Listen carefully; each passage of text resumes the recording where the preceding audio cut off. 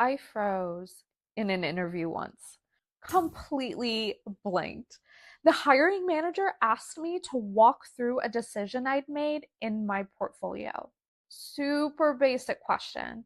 And I circled, rephrased, paraphrased, did everything except actually answer the damn question.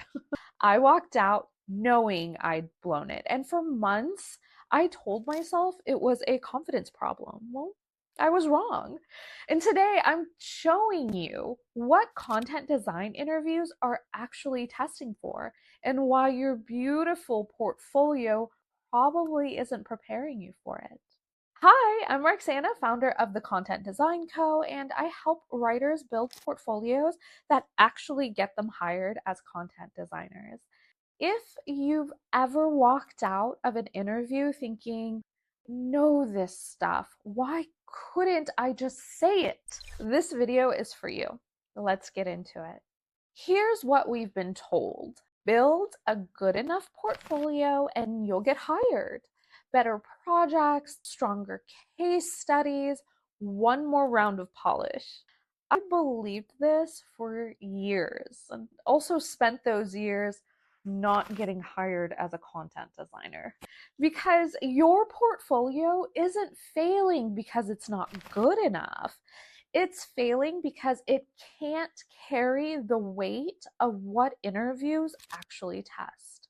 See, your portfolio shows the frameworks you used, your final deliverables, your process laid out neatly on the page. But interviews, they're testing something completely different. Can you defend your decisions under pressure? Do you sound like you actually own this work? Or does it feel like you borrowed it from your mentor? Can you explain why you chose option A over option B when someone's actively pushing back on you? Your portfolio is a preview. The interview is the real test. Mine looked great for years. And in interviews, I'd freeze the second someone asked me to defend a decision because I'd spent all my time making the work look good and almost no time practicing how to explain it. Let me walk you through the 5 patterns I was running on repeat. Small, reasonable things that felt like preparation, but were actually destroying my ability to get hired. Pattern 1, learning as protection. Another course, another certificate, staying in student mode forever. Look, I run a course. I have a master's degree in education. I was a teacher. Obviously, I believe in learning. The problem is when you're using it to avoid exposure. My case studies were stacked with frameworks and theory, but ask me why I chose option A over option B. I'd stumble like I'd never seen my own work because I hadn't practiced defending my decisions. I'd practiced quoting other people's. Learning gave me this perfect shield. I could stay in motion, taking courses, earning certificates without ever putting my actual judgment on the line. I wasn't learning to get hired. I was learning to avoid being judged. Pattern 2, hiding behind polish. This one's sneaky because everyone rewards it. I'd spend hours making my portfolio look perfect. Clean layouts, tight copy, gorgeous stacks. I mean, the artifacts looked incredible, but the thinking behind them, barely there. Someone would ask, why this approach? And I'd start tap dancing instead of just landing the answer. Polish gave me camouflage and made me look like I knew what I was doing without actually having to explain it. And polishing always feels productive. There's always one more detail to perfect, one more round of refinements, which means there's always a reason to delay actually showing it to people. But what was I really doing? Avoiding the hard work of getting fluent in my own decisions.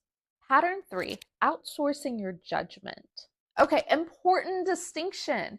I'm not talking about collaboration on the job. That's how good work happens. I'm talking about portfolio feedback, the kind you get from courses, mentors, peers, random Reddit threads at 2 a.m. I'd implement every piece of feedback I got, made all the changes, addressed every comment, but the work still felt like it belonged to someone else. In interviews, I'd say, my mentor suggested I do this, or I updated this based on feedback. Never, here's why I made that call and I'm standing behind it. I could only apply feedback like a champ. I just couldn't explain it without bringing up who told me to do it. I'd outsourced my judgment so many times that I didn't know how to trust my own thinking anymore. Pattern 4, the confidence trap. I'll apply when I feel more confident. This sounds so reasonable, right? Just a little more prep, then I'll be ready. Except confidence doesn't work like that. You don't build it alone in your room, rehearsing your answers in your head. You build it by explaining your work to another human and watching them react in real time. By stumbling through an answer, noticing where you lost the thread, and doing it again. I kept waiting to feel confident before I applied. But confidence wasn't going to show up on its own. You don't get confident and then speak. You speak and then you get confident. It's not an internal problem, it's a reps problem. Pattern 5, the portfolio that's never done. This is the umbrella pattern holding all the others in place. Always refining, always improving. The portfolio is always almost ready. One more project, one more section, one more round of feedback. Tell myself I was being thorough, but really, I was protecting myself from having to commit. Because here's the uncomfortable truth: as long as your portfolio stays in progress, nobody can reject it. You've got a built in excuse. I'm not ready yet.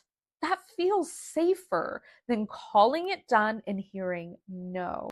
But keeping it in this endless state of becoming meant I never had to defend it under real pressure. Unfinished portfolios can't fail, finished ones can. And I'd been choosing safety over proof for years. Here's what I finally figured out. That moment in the interview where your explanation breaks down, where you freeze, where you can't articulate why you made a decision, it didn't start in that room. It started way earlier in your portfolio, in all the parts you rushed through, the thinking you never practiced articulating out loud, the judgment you outsourced instead of building yourself. The interview just made it impossible to ignore. For the longest time, I thought my problem was that I needed better work, more impressive projects. Nope. The work was fine. The problem was that the portfolio I'd built was designed to avoid scrutiny instead of withstand it. So, what do? First, stop polishing and start practicing. Your portfolio doesn't need another round of refinements. You need the practice of explaining your decisions out loud to another human, not in your head, not rehearsing alone, out loud to someone who will ask you questions you didn't anticipate. This is uncomfortable. Yes, it's supposed to be. That's where fluency comes from. Second, build ownership, not just artifacts. For every decision in your case studies, practice answering, why did I make this call? Not what did my mentor suggest? Not what does the framework say? No. Why did you make this call? And can you defend it when someone pushes back? If you can't answer that clearly and confidently, that's your gap. Third, call it done. Your portfolio doesn't need to be perfect. It needs to be finished because finished work can be defended. Finished work can be owned. Finished work can get you hired. Pick a date, publish it, then start explaining it to people. Fourth, get real feedback, the kind that tests explanations.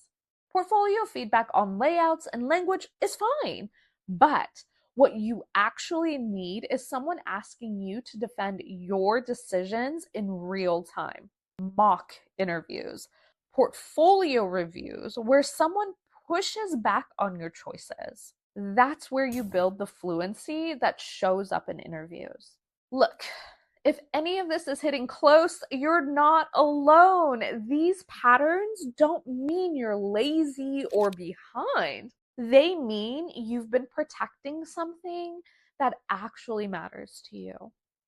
I protected it too.